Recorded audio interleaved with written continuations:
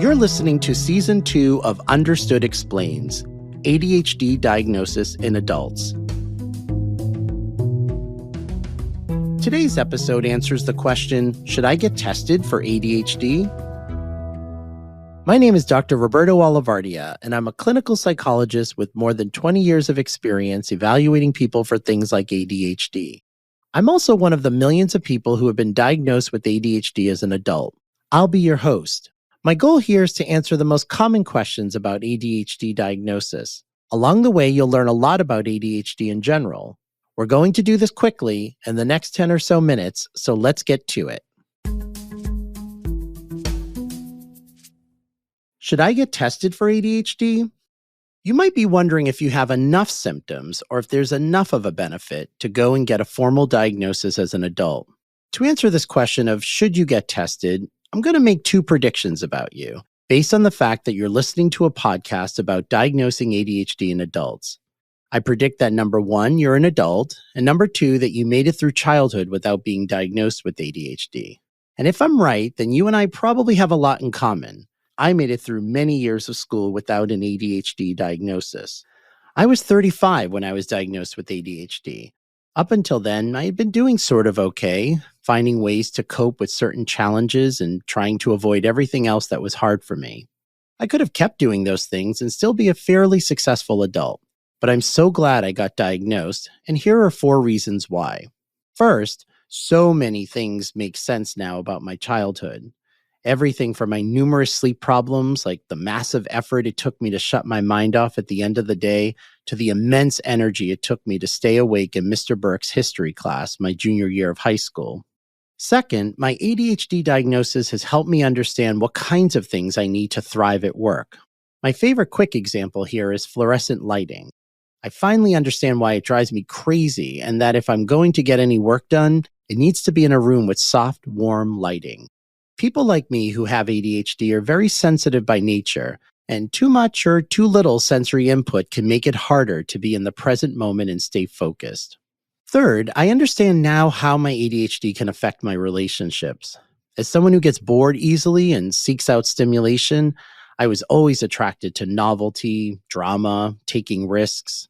Sometimes it opened me up to risks that worked out really well, hanging out with many of my friends who also had ADHD. Other times it didn't work out so well because we didn't always make the best decisions. And last but not least, I understand how ADHD affects my impulse control. Because of my ADHD, I know that if I like something, I run the risk of liking it too much. The idea of eating until satisfied versus eating until I'm stuffed, saying no to buying something I really couldn't afford, or restraining myself from some mischievous desire were just some things I had to work on throughout my life, even today. There's lots of research that shows people with ADHD have a significantly higher risk for addictive behaviors, and it's essential for us to know this about ourselves. So listeners, I can tell you from my personal experience that getting diagnosed with ADHD as an adult not only helped me understand myself better, it helped me start figuring out what kinds of supports I need to thrive in all aspects of my life.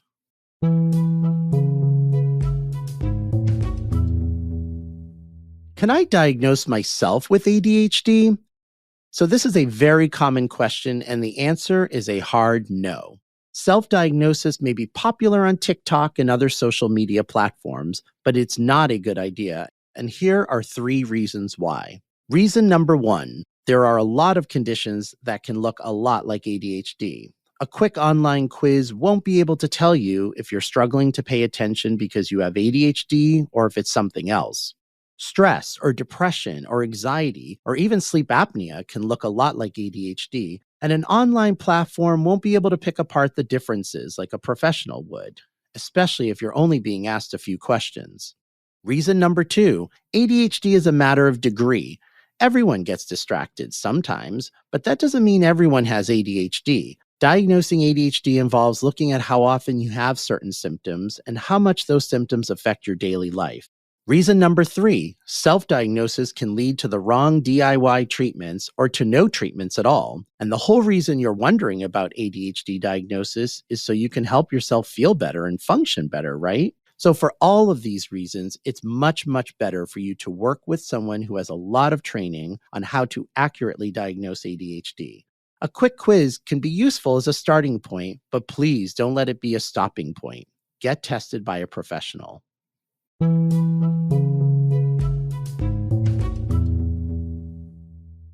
What else do I need to know if I think I might have ADHD? This season of Understood Explains is going to cover a lot of territory, everything from which kinds of professionals can diagnose you, to how to prepare yourself emotionally for an ADHD diagnosis, to how to treat ADHD with or without medication. Each of these topics gets their own episode. But before we wrap up this one, there are a few big picture things that I think are important for you to keep in mind as you're thinking about getting tested for ADHD. The name ADHD is kind of misleading. ADHD's full name, Attention Deficit Hyperactivity Disorder, often confuses people in a couple different ways. Attention deficit doesn't mean that people with ADHD lack attention. It means we have trouble regulating our attention. Our brains are often trying to pay attention to too many things. We have trouble filtering out the unimportant stuff, so we get distracted by things like background noise. We can also focus too much on one thing and can't shift our attention away from it. Hyperfocus can be a big challenge for people like me with ADHD. Hyperactivity is another confusing part of ADHD's formal name.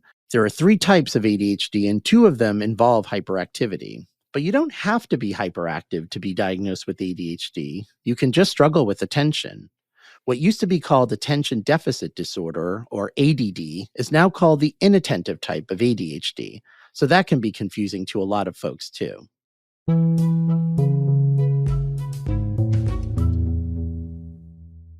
There are 2 other terms that are important to know as you're thinking about ADHD: impulse control and executive function. Impulse control isn't part of ADHD's formal name, but it's one of the 3 main symptoms of ADHD: trouble with attention, hyperactivity, and impulse control.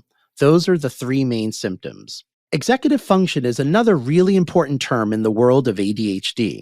Executive functions include everything from our ability to manage time and make decisions, to how we plan and prioritize, to how we physically organize our stuff. It involves how we remember information, how we regulate emotions. Many people, and many women in particular, are surprised by how much ADHD can impact emotions, whether it's trouble managing our feelings or the shame we feel about clutter, being late, etc. But all these things are executive functions, and this is probably the biggest piece of the ADHD puzzle that can really have a significant impact in undiagnosed adults. It's really only been since the mid-1990s that people started talking about the idea of ADHD in adulthood. And a lot of folks might not know what it looks like in adults and how it can be connected to other issues they might be experiencing, like a binge eating disorder or a gambling addiction or porn addiction. The good news is that if you do get formally diagnosed with ADHD, the diagnosis report will often include recommendations on how to help with addiction and risk-taking, as well as other challenges like organization. There are lots of inexpensive apps and tools, like setting a timer on your phone, but it helps to know which areas you're struggling in so you can start focusing on how to help.